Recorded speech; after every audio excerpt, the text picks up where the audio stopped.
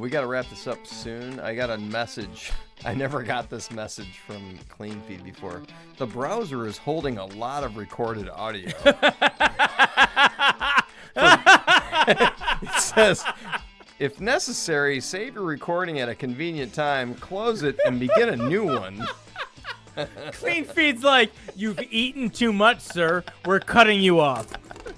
They're cutting us off at the bar. You drank too much. You drank too much. We're cutting you off. CleanFeed's a stingy bartender.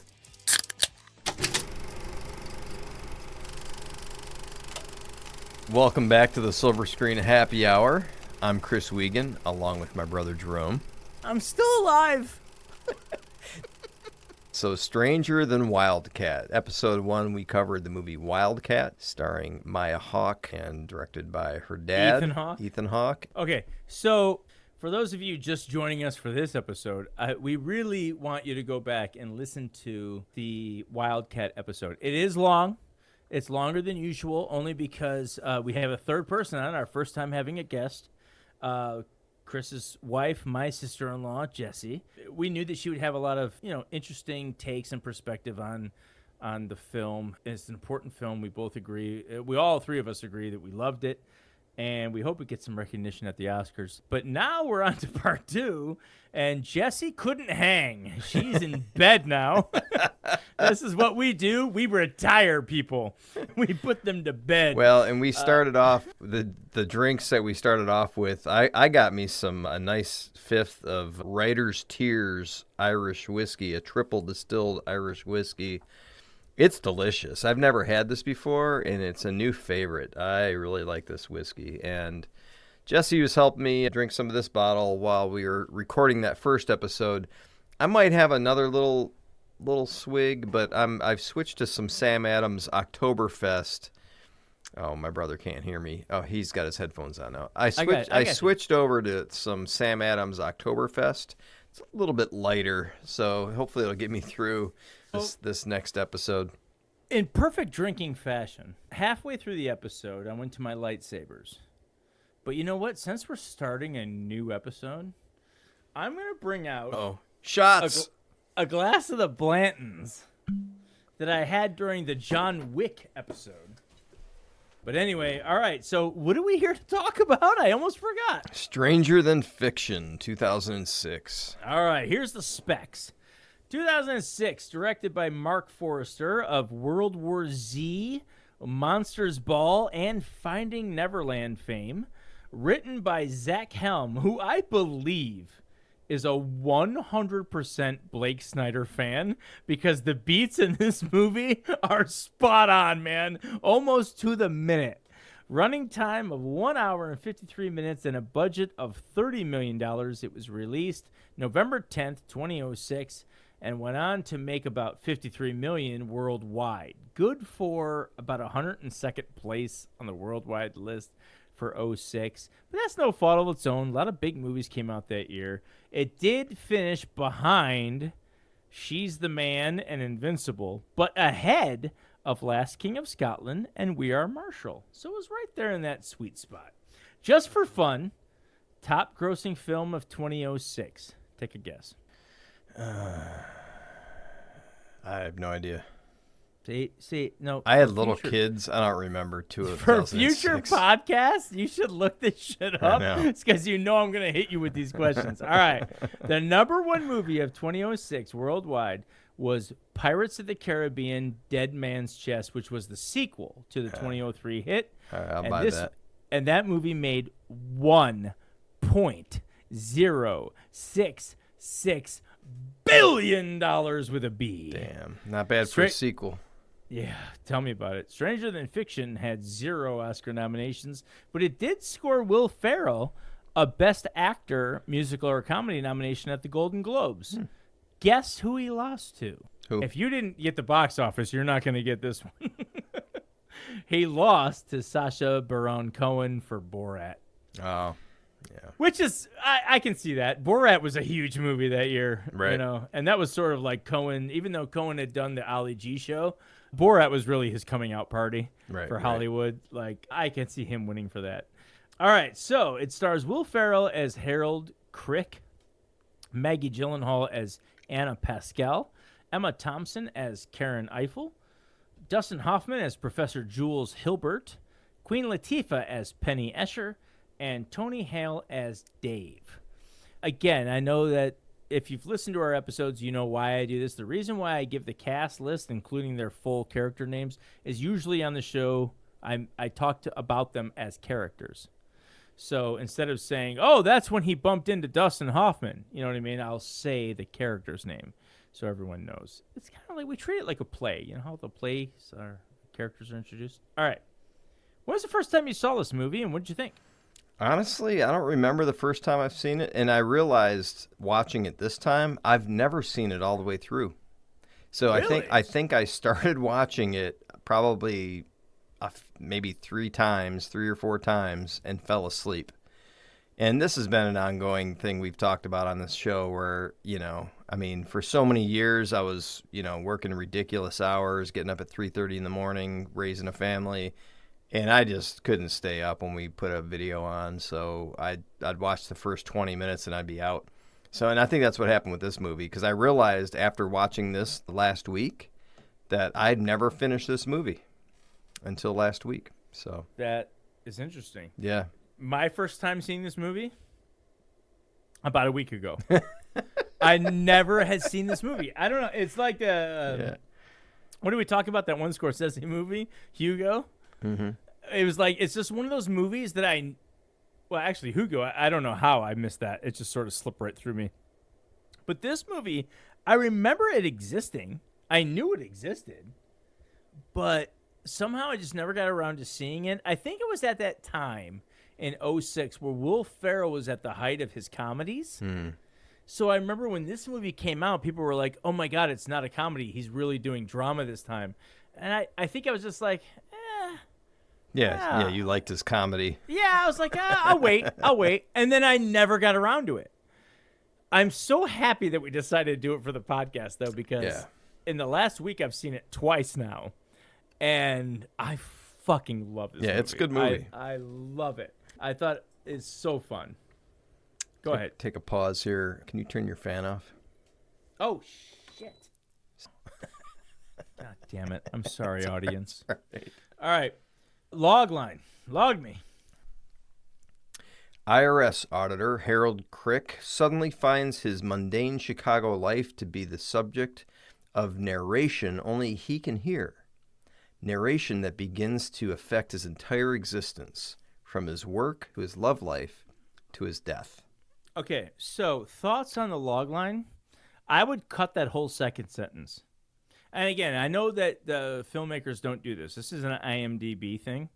But imagine if you just said, IRS auditor Harold Crick suddenly finds his mundane Chicago life to be the subject of narration only he can hear. Yeah, it sets it up. Boom. All you need to know. That's it. The rest of that shit you don't need to put in there. Yeah. All right. Anyway. All Okay. right. We have the beats. Opening image. Quick scan of the earth as it quickly zooms down into the city and the streets, right into Harold's bedroom as he wakes up and begins his day. We set up with a montage of Harold's day. He counts his teeth brushing strokes. Time he saves tying his tie, his steps to work, everything. He counts everything. This is certainly a Blake Snyder Save the Cat element known as stasis equals death. He has a boring life, and it's a lonely life. So painfully routine and lonely, and we find that he's smart, at least with numbers and calculations, but he's also not happy. So it certainly feeds into that things that need fixing part. For instance, we get a sense of how boring his life is that when he's at work and he's on break, he reads calculator catalogs. Like, holy shit, dude. Could you be any more boring of a person? Side note, the drawings that are happening around him, so when you watch the movie, you see these drawings around him. It happens throughout the film, and it's almost like they're doing the calculations for the audience. This is a setup and payoff that's going to come back later. But it also seems like cartoon-like we're reading a comic book, which is very telling since he's actually living in a story, right? All right, 4-point push. Inciting incident at the 4-minute mark on this particular Wednesday. Not sure why. More on that later. But he could start to hear the narration of somebody dictating his day. It's a comical scene because we all have moments like that, like when we're getting up and getting dressed in the morning, and we sort of like talk to ourselves in our head, you know, about the day we're about to have and things we have to do. But he starts hearing it. It's like, this is the first hint that the before world is about to change. So this is the inciting incident. Theme stated at the 5-minute mark. Talk about this guy doesn't know Save the Cat. At exactly the 5-minute mark, Karen narrates, and I quote, "It was remarkable how the simple, modest elements of Harold's life, so often taken for granted, would become the catalyst for an entirely new life." If that's not fucking laying out how the whole movie's going to play, like how, but I mean, dude, Zach Helm, I actually sent an Instagram message to Jimmy George, and I was like, tell me this guy's not a Save the Cat fan. Like this movie, and he wrote me back. He's like, I love Stranger Than Fiction. And I was like, dude, this is Save the Cat, like beat by beat. All right, this sets up Harold's emotional journey and spiritual goals since we have established how he's not really living life to the fullest. But when it comes into jeopardy, he's willing to fight for it and ultimately gaining, to use a Dead Poets Society phrase, sucking the marrow out of life in the process. Almost as if he gained an adventurer's life while trying to save the boring one that he had. Right? All right. So we're taken through Harold's first day of being able to hear his own narration, and everything is a little off. It reminded me a lot of Groundhog Day when Bill Murray is reliving Groundhog Day for the first time. Yeah. Like reliving it, when he has day 2, basically, I guess you could say, where everything seems off. It's the same, but seems a little off. I had that feel when I was watching it. So more setup after the inciting incident. He meets Anna, who he immediately is attracted to. And when he leaves, feeling terrible about how that interaction ended, he hears the narration again and he yells up, "Shut up!" Yeah. And at that moment, the narration says, "Cursing the heavens in futility." And so, I'm not cursing the heavens, I'm cursing you. I just thought that was fucking great. Yeah. 13 minutes in, more foreshadowing, and the first of this rule of 3. Are you ready? We're going to have a rule of 3 in this movie. Yeah. This is the first element. When the kid on the bike causes a minor accident, the guy with the hose, trying to avoid the kid, sprays Denise's feet. Now, in truth, her character's name is Chroniker Bus Driver, but the actress's name is Denise Hughes, so I'm going to call her Denise for the rest of this podcast so we know who I'm talking about. A minute later, we're introduced to Karen Eiffel, the novelist and voice of the narration, and it becomes clear the narration is her writing the book, where Harold is the protagonist. Then we meet Perry Escher. Now, she's the assistant that the publisher hired to keep an eye on, keep tabs on, and ultimately to push Karen to finish the book. She says, and this is foreshadowing, quote, "I'll be with you until the final punctuation." We're going to get to that, how that's part of the closing image. But anyway, all right.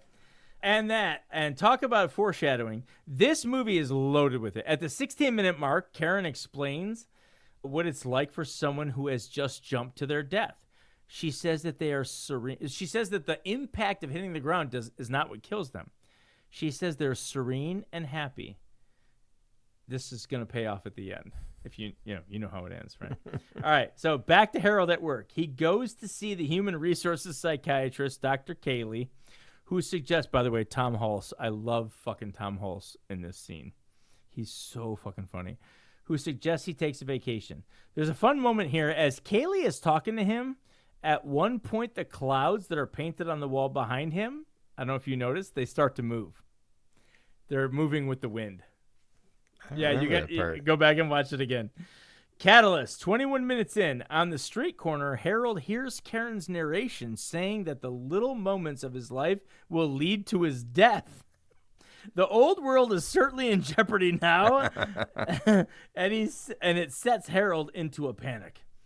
Debate. 23 minutes in, he goes to a real psychiatrist, Dr. Lefter, who insists he is suffering from schizophrenia, which he denies. Another funny part of that scene is she's like, well, if it's not schizophrenia, explain to me what's going on. And he explains it all, and he goes, what does that sound like to you? And she doesn't say it, but like as an audience, you're like, that's schizophrenia. Exactly.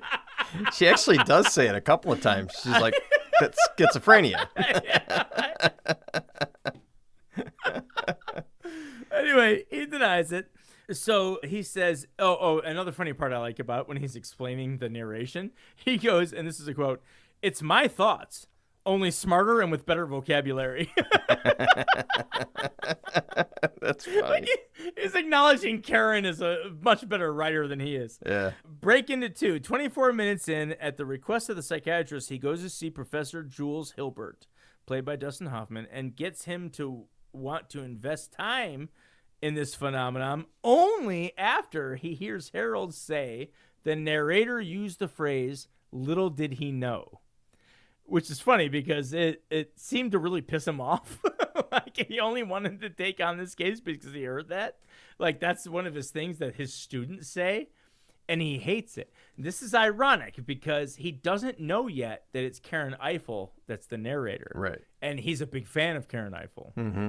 But when he hears that the narrator said, "little did he know," he's like, "Oh no, we're gonna get to the bottom of this." like to him, that's an abomination of a line. So this also serves as the B story. Hilbert is the B story because he will eventually lead Harold to his spiritual goal. Right. So another funny bit that happens here, and it happens throughout the film, there's times where Hilbert calls Harold Howard. That's not his name. Right. And I think at one time, Harold corrects him. He says, it's Harold, not Howard. He says, yeah. But he calls him Howard sporadically through the movie. Like, not all the time, which is even more ironic. Like, he will call him Harold sometimes, and other times he calls him Howard. Right. Like, he just has zero care about who this guy really is. Yeah, he just wants to get to the bottom of it. And that's what's going to be important later, because I got something on Hilbert you're going to like later. All right. Fun and games. Harold sees Anna again on the bus, and they have sort of a flirtatious back and forth where romantic interest is obvious. Now, you could argue that Anna's the B story, but she's already been introduced 9 minutes in when he went to go audit her, and I'm not sure that she really drives Harold to his spiritual goal more than Hilbert does. Hilbert is Obi-Wan. Mm-hmm. Yeah. Right? Hilbert, I believe, is the B story. All right, the next time they show him brushing his teeth, what? You have a thought? I was just going to ask, is that why she's Maggie Gyllenhaal? Gyllenhaal, yeah. Is that why she's so far down on the cast list on IMDb? Which is no. That really surprised me. You know why that is? Because IMDb, and they're very open about this, they will list the cast how it is in the movie. And in the closing credits of the movie, it says in order of appearance. Oh, okay. So Maggie doesn't show up until 10 minutes into the film. So all those other people showed up before her. I know. It's just IMDb, the top billed cast is Will Ferrell, Emma Thompson, Dustin Hoffman, and Queen Latifah. Yeah. And, Actually, that's odd. That is odd now that you mention it, because Queen Latifah isn't introduced until later. Yeah. Neither is Emma Thompson, really. They're both introduced after Maggie Gyllenhaal is. Yeah. Actually, you got a good point there. And I thought she should have been the fourth one up there. She's kind of getting screwed on the billing. Kind of like Ethan Hawke does. Like Ethan Hawke, since he is listening still, hopefully. Doubt it. Doubt it. He logged off after Wildcat. Yeah. So, okay. The next time they show him brushing his teeth after he had this moment with Anna on the bus, the next time they show him brushing his teeth, he's starting to change. This is upside down world, because while counting, you see the numbers on the screen. Remember how I said there's like cartoonish numbers that are following what he's doing? Yeah. This is what the numbers do. I don't know if you noticed this. It says 20 times, 21 times, 22 times, 23 times, 2N times, AN times, Anna times. So it slowly changes from numbers to Anna's name. That's great. So he's already arcing. He's already arcing at this point because his obsessive compulsiveness is already taking a back seat to his infatuation with Anna. Yeah. Right? So his routine is being altered. And it gets altered throughout the film because of his interest in Anna. This is kind of like what I'm talking about, like in the first movie when we were talking about Wildcat. We don't see that. You know what I mean? There's no character progressive change. Again, those of you that want to go back and listen to the 2-hour episode of Wildcat, they go listen to it. But this one is a little bit quicker. It's a little bit shorter. So it arcs quicker. Yeah. And most comedies do, right? We can argue every time we've done a comedy, it's arced quicker. Okay, back to Karen as she's studying car crashes. More foreshadowing, by the way. Yep. And we get to the number 2 moment of the rule of 3, where once again the kid on a bike causes a car crash on the bridge while Denise is watching. The car goes over the edge. So this is setting up for the third and final rule of 3. So we already have 2 now, where the kid on the bike has caused an accident.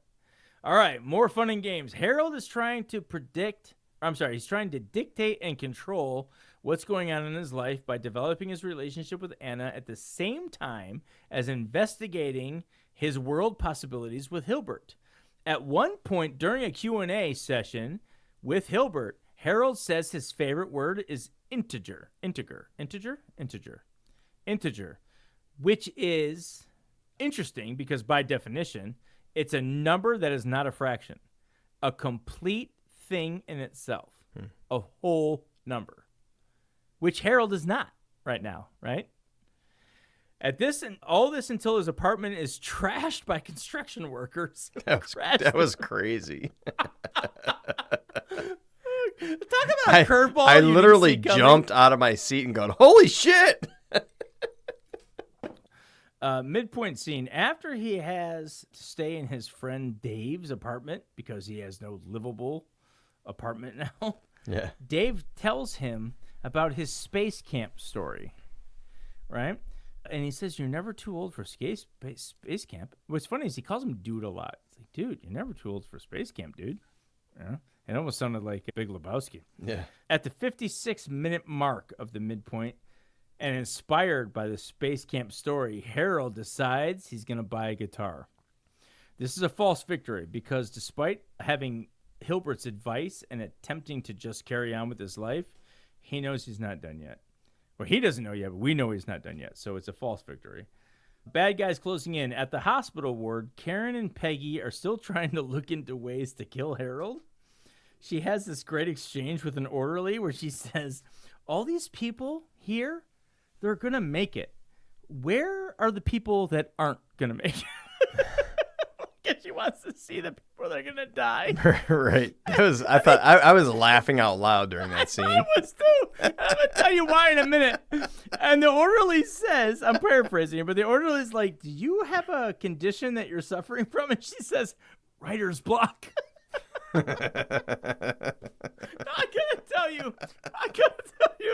gotta tell you how real this is for me.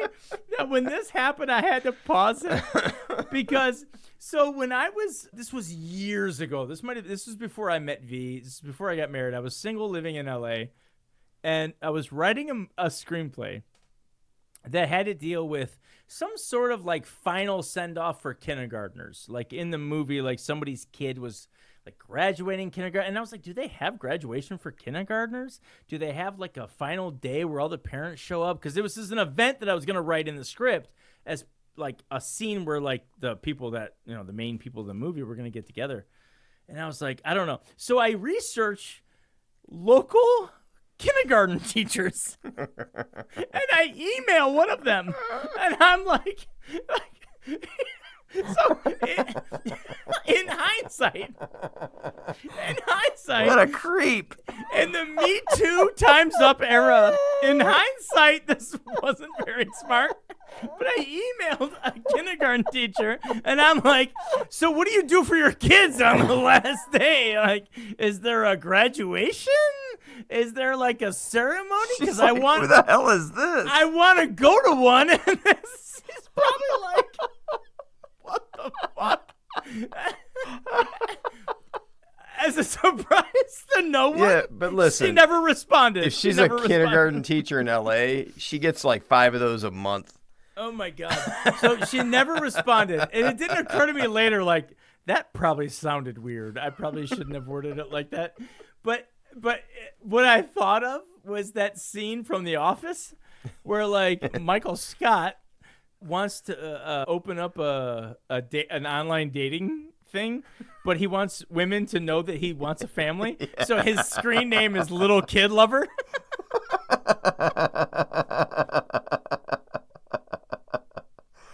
Oh, shit. So that's immediately what I thought of. So this whole scene where she's like, I want to see the dead people. And they're like, are you suffering? And she's like, I have writer's block. I immediately thought of, God, how real is that? How real is that? When people just don't understand you when you have writer's block and you ask weird questions like that. Do you have a kindergarten graduation that I can go to? These are all the people who make it. And when this was written, she couldn't just go up on YouTube and watch a million car crashes. Right. Oh, my God. So I had a personal reaction to that scene. That's so funny. Definitely. So, okay, so then we get into a montage of Harold. He's really changing now. He no longer counts his teeth brushing, his footsteps, or even that he wears ties. 1 hour in, though, Karen literally narrates, quote, his journey was not yet complete. So she's even saying it out loud. Yeah. Signature moment, 1 hour, 8 minutes in. As he professes his love for Anna, they end up making love. So he gets the girl. 1 hour, 11 minutes in, he not only discovers Karen's identity, but also that Hilbert knows who she is, and he's a huge fan. And he's been writing her letters. Yeah. She even mentioned earlier, remember, to the assistant? The assistant's like, what's all this? She's like, it's letters. And she's like, do you respond? She's like, I never respond to letters. He realizes this, and he realizes that this is his chance to save his own life as to seek her out. All is lost. At 1 hour, 19-minute mark, he finds her, but discovers she's already written his death. Though it's only on sheets of paper. She, like, hand wrote it. She hasn't typed it up yet. So it's not finished, but he realizes that she does have him dying. Dark Night of the Soul. Harold gives the manuscript to Hilbert to read, looking for hope. Find me anything. Is there a loophole in here somewhere? Break into 3. A and B stories collide as Hilbert tells Harold that he has to die. This is Karen's masterpiece, and he must go through with it, and he must go through with his own death. All right, here we go. 5-point finale, gathering the team. While on the bus, he reads the manuscript, realizes, yes, he must go. He must go through it, and he tells Karen that he will go through it, and he'll die in the end. 2, execution of the plan. Harold cleans up loose ends at work and spends one final night with Anna, including how to get her out of tax trouble. 3, Hightower surprise. Not sure it's much of a surprise, but Harold saves the boy on the bike by pushing him out of the way, and Denise, who's the bus driver at that point, hits him. Again, this is the 3rd and final installment of the Rule of 3. The kid on the bike causes yet another accident. Yep. Dig down deep. He wakes up in the hospital. Karen has rewritten the ending to keep him alive. Execution of the new plan. Harold has Anna. Now he is whole. He is an integer.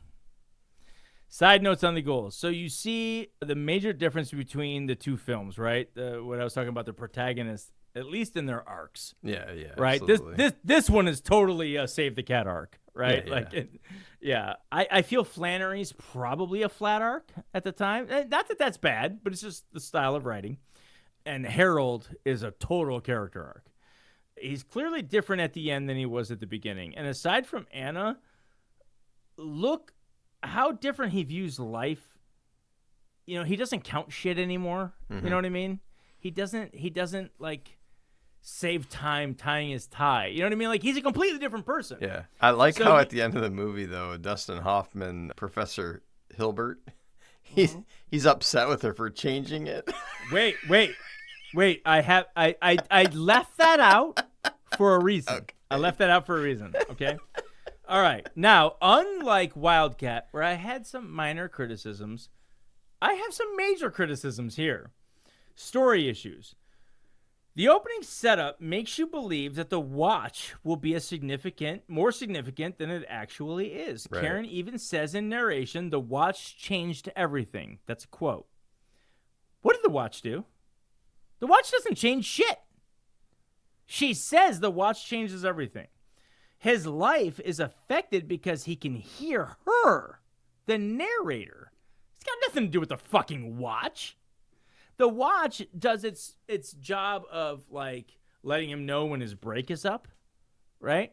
Wakes him up in the morning, and it even goes on the fritz when Anna's near, but he doesn't catch any of that shit. Well, he catches the fact that it's an alarm. Yeah. But it's not like the watch, unless I miss something, the watch doesn't significantly play a part in his arc. Right. I didn't like that. Also, writer David Mamet has a concept that he calls why here, why now? As in, the story needs to make sense on why it's happening right now. Stranger Than Fiction never really explains why now, all of a sudden, he can hear the narration. You can assume she's written most of the book by now, right? She's only getting writer's block at the ending. He hasn't heard her yet. Why is he hearing her now? She's written several other books. They mention that she's written several other books, and the hero dies in every book. And I love how she was like wondering how many people she killed in real life. yeah. Like, if he's real, how many real people have I killed? Right. So, but oddly enough, again, for some reason, she blames the wristwatch. But, but it's not the wristwatch. It's her. Yeah. But why now? Like, that's one thing that this movie fails on. Yeah. And just to pick a random example, this is just random. I just picked this one out of my fucking head on Why Here, Why Now. In the movie Parenthood, 1989 Steve Martin movie. It's a movie simply about a family, right? It's going on about their lives. Films like that find it hard to nail down a hook, but I think it's clear that story kicks in when Tom Hulse shows up, who oddly enough plays the psychiatrist, the HR psychiatrist. Yeah, right. In this movie. Right. So he shows up in that movie. He's the youngest son. When he shows up, the whole movie kind of kicks into gear, right? Yeah, the compulsive gambler, yeah. Yeah, the quirky things get quirkier. The weirder things get weirder. Funny scenes get funnier. Like, everything seems to be on hook when he shows up. Right. Like, that sets that story in motion. And if you ask why here, why now, you just said it. He's a degenerate gambler. He's out of money, and loan sharks are after him. Yeah. That's why he goes home. There's drama attached to him. To try to get money. Yeah. So that's what sets that story in motion. I don't think Stranger Than Fiction clearly dictates why here, why now. Right. Why all of a sudden can he hear her? They never really say, do they? Unless I missed it. No. They never really say why he can suddenly hear her. So, I don't know. That, to me, is a flaw. And now we get into what I named.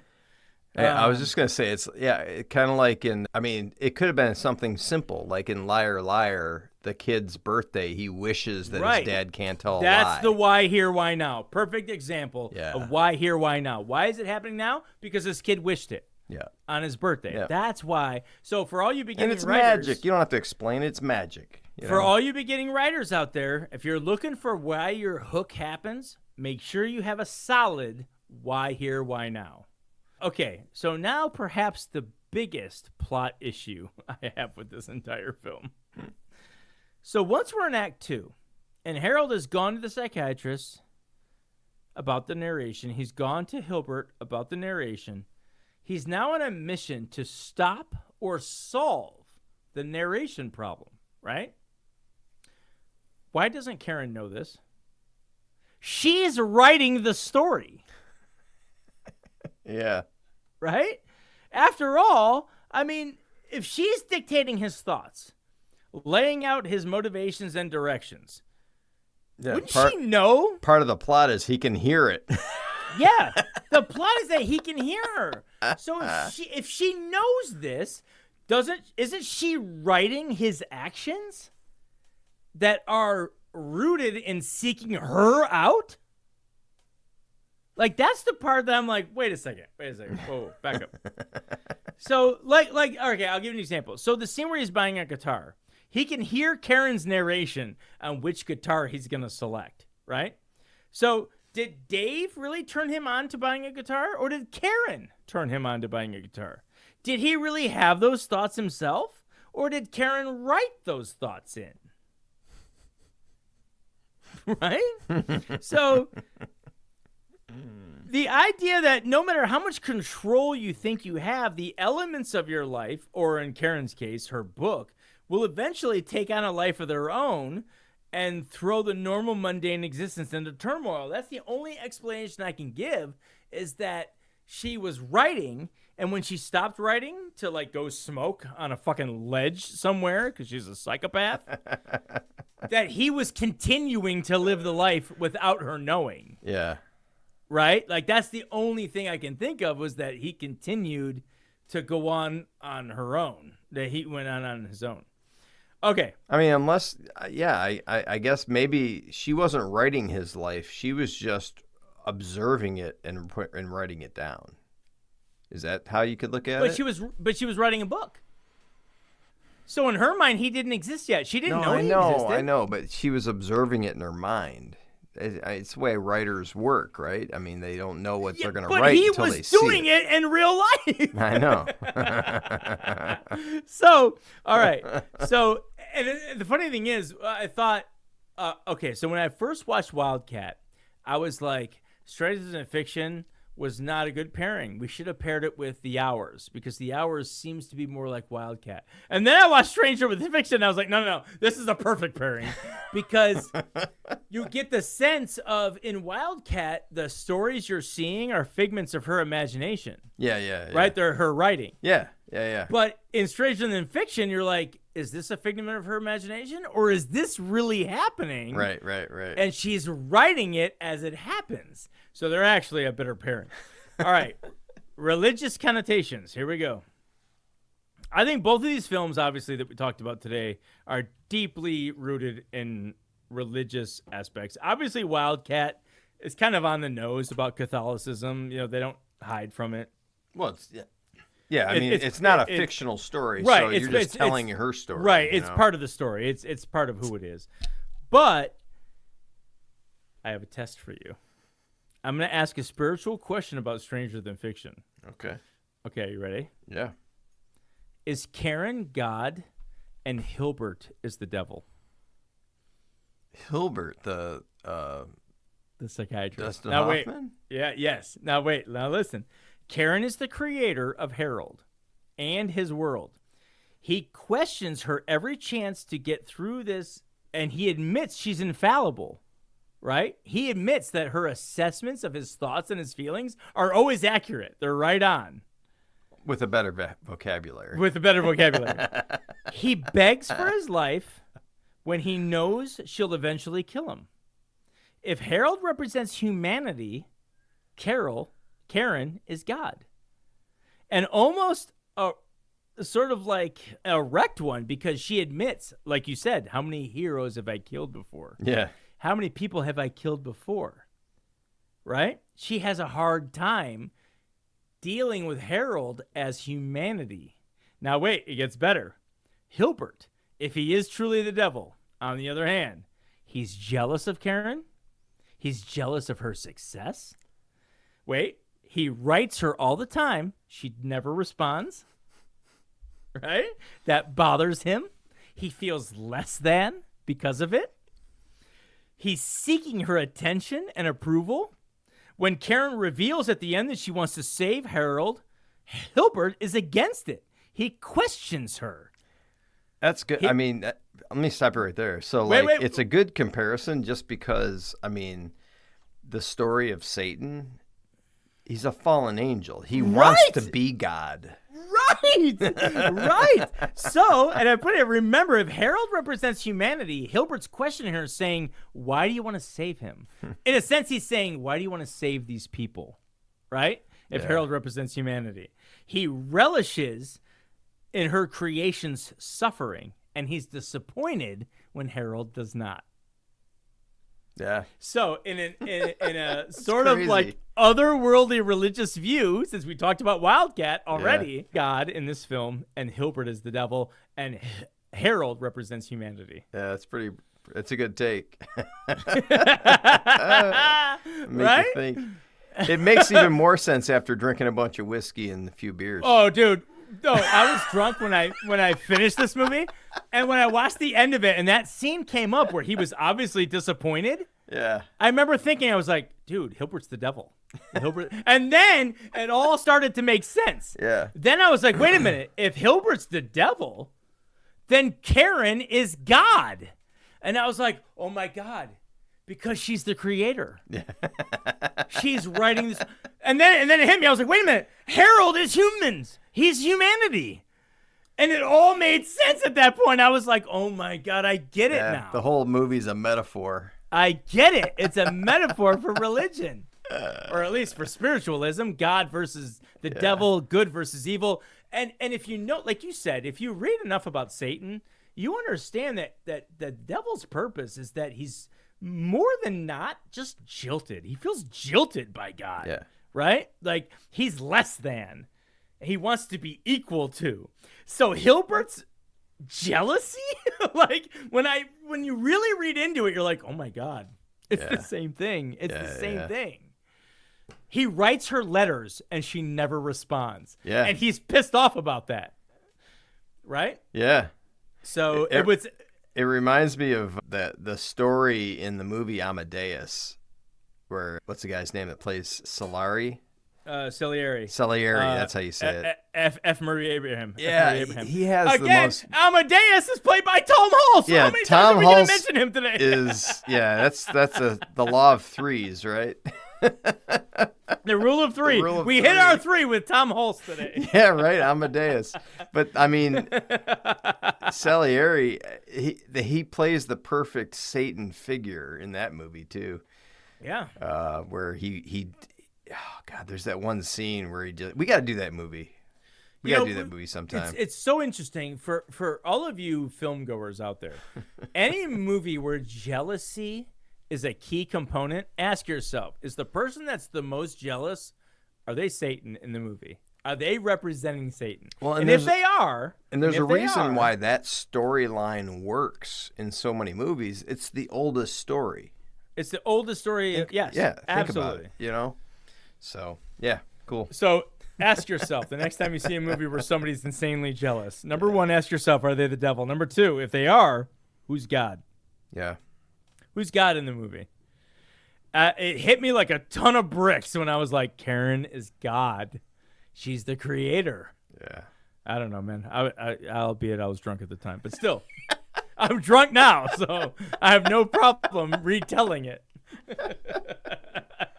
Oh, shit. So, oddly enough, 2 religious movies we talked about today. Yeah, didn't even see that coming. Didn't know they were both going to be religious. We thought they were about both writers, but no, they're both about religion. All right. 6 Degrees. Hit me up. Oh, my gosh. Let me get my phone. So, in 6 Degrees of Separation, we try to see if there's a character from both movies that we can connect within 6 degrees, not using the movies that we talked about. So that's an added level of difficulty. And so I always try to pick a couple of actors that haven't been in too many films, even though I know both you probably got this in because I looked at some of their films. And there's 1 or 2 films in both of these actors where I'm like, okay, he'll probably get this pretty easily. But anyways, so from Wildcat. I don't think you really looked at it. Did you have a hard time? Well, we said you can't do TV shows, and we can't do made-for-TV movies. Yeah, I know. That leaves only a couple of movies for that means Brian. Go ahead. Tell me your people. So Raphael, is it Raphael? Raphael Cassell. Cassell? Cassell or Cassell? Cassell, who played O.E. Parker in one of the short stories in Wildcat. Yeah. And Brian Kelly, who played an ER orderly in Stranger Than Fiction. So Brian Kelly had done a lot of TV work and made for TV movies. That's why I picked him, because I thought he was going to... Other than Stranger Than Fiction, he's only been in one other actual film. Now, I don't even know if it was released, but it could be found on streaming, but it's not made for TV. It's an actual movie. And that movie is called Heist 88, which came out last year, 2023. Now, in that movie is Courtney B. Vance. He's the lead. He was in Hunt for Red October, 1990, with Sam Neill, who was in Jurassic Park, 1993, with Wayne Knight, as Newman from Seinfeld. Yes. And he was in a movie called Blind Spotting, 2018, with Rafael Casal. Wow. Which was one of only his other feature films. Yeah. He's another one that's been in a lot of TV movies, not a lot of actual films. I would say theatrical releases, but nowadays you have to say theatrical/streaming movies. Can you go over that again? I just want to look at who is the first one you connected to is Heist 88, right? Heist 88 and with Courtney B. Vance. Courtney B. Vance. Okay, he's the most recognizable face in that list. He's the lead. He's the lead in Heist 88. He's in Hunt for Red October. Yeah. With Sam Neill, who's in Jurassic Park, with Wayne Knight, who's in Blind Spotting, with Rafael Casal. Wow. So I got it in 4. Not bad. That's respectable. It could probably be done less. I don't know if this one could be done less, because each of these guys have like 2 or 3 feature films, and that's it. Yeah. I knew it was going to be a challenge. A lot of short films, a lot of television, and a lot of made-for-TV stuff. Yeah. So, again, we used to say theatrical film, but in today's era, you got to be able to say streaming, too, because sometimes movies go right to streaming. So right, and we always say it's got to be on the big screen, right? Yeah, but we can't anymore. We can't. It's the those silver screen happy hour. Those days are over. We're now in the streaming screen happy hour. We got to change the name of the podcast. Change the name. The streaming screen happy hour. Just the streaming happy hour. No, a silver screen still represents that you're making movies. Yeah. And these are still movies. Even movies that go straight to streaming and they don't make it to a theater, they're still movies. They're still movies. Uh-oh. What?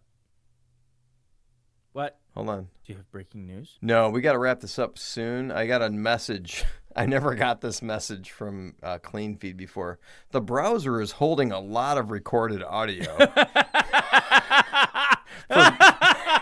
It says, for very long sessions, we recommend doing your own tests. If necessary, save your recording at a convenient time, close it, and begin a new one. Clean Feed's like, you've eaten too much, sir. We're cutting you off. They're cutting us off at the bar. You drank too much. We're cutting you off. Clean Feed's a stingy bartender. Well, hey, in perfect timing, we just finished 6 Degrees, so let's land this plane. Good stuff, man. This was fun. If you did not hear the part 1 where we talked about Wildcat, both my brother and I hope that Wildcat is nominated for multiple Academy Awards. Yes. My brother had some problems with the script, but I loved it. And because it's about Flannery O'Connor and her writing, if it was like an over-the-top blockbuster, I would say they did something wrong because that's not who she was. Right. And so I appreciate the problems my brother had, but I still think it's a fantastic movie. No, I still think even with some minor, and I'm talking minor screenwriting issues, because we've lauded flat arcs before. Yeah, and you had bigger issues with Stranger Than Fiction, and that was a great movie. Yeah, way bigger issues with Stranger Than Fiction. So yeah, I hope Ethan hits pay dirt here. I hope he strikes gold. And Maya. I hope she gets nominated. I hope they both get nominated. I think Wildcat should be included at the year-end Oscars. Stranger Than Fiction was my first time watching it. I loved it. Had some issues, but also had a little spiritual religious finding there at the end. That's good stuff, which made me appreciate it even more, because when you get to that level, you sort of forgive the plot holes, right? You start to, like, when God's involved, you forgive plot holes. You're like, oh, well, God's involved, so it's all right. Yeah.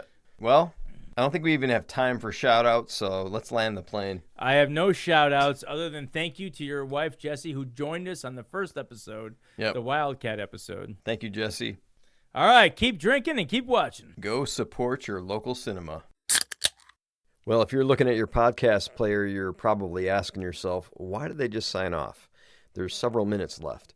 You are correct. We actually kept talking after we signed off and realized, there was more content that we needed to bring.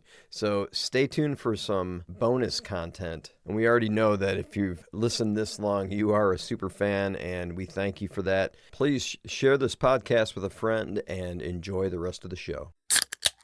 I rewatched Wildcat last night, and it hit me hard, with Jesse's autoimmune disease and the struggle this woman went through. I was right there next to her in some of that, because I remember how bad Jesse got. And thankfully, we have medication that Flannery O'Connor didn't have.